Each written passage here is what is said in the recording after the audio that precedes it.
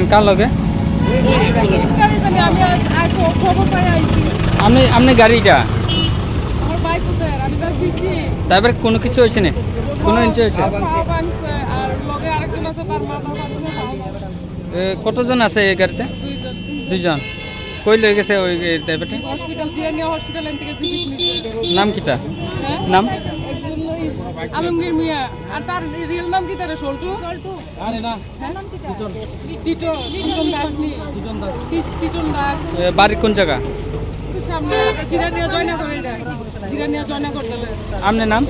হ্যাঁ আপনার নাম? আমার নাম মরিয়ম স্যার।